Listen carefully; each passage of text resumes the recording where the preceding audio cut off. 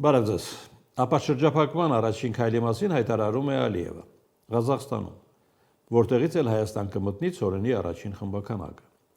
Միշտ ապեք այն ռուսական ցորենի այլընտրանքը համարել, բայց ղազախական ցորենը կարող է դառնալ այն նույն պատվարը, ինչը պետք է դառնար իրանական գազը ռուսականի կողքին։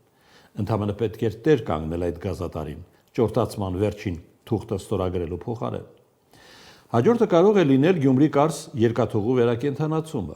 որն ավելի նշանակալի իրադարձություն կլինի, երբ պարզվի ապաշրջափակման թուրքական մասնակցության իրական դիապազոնը։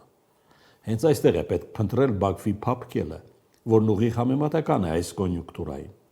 որի լիցենզիան չմոռանանք տրվել է Վաշինգտոնին, չի բացառվում Անկարայի Կովկասյան հովանու ներքո։ Բայց գանք ճշմարտության ակունք, որպեսզի հասկանանք, ինչ շահեր են սպասարկելու Կովկասին պարտադրվող այս տեղաշարժերը,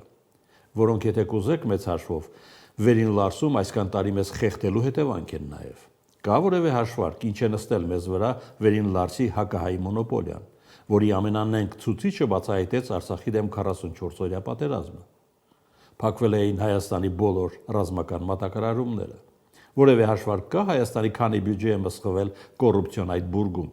որն հիմա էլ քամում է հայկական տնտեսությունն, այս անգամ հայ բեռնափոխադրողների միգրացիոն շանտաժով։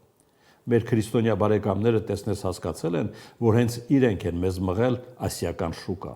որի հետ բացող պատուհանը քաղաքական ինչ գինել ունենա, դառնալու է ուղիղ դատավճիռ Լարսում Հայաստանին ճնշողների գլխին։ Մնում է նրանց հարցնել. հիմա գոհ եք ձեր վաստակած բումերանգից։ Հաջողություն։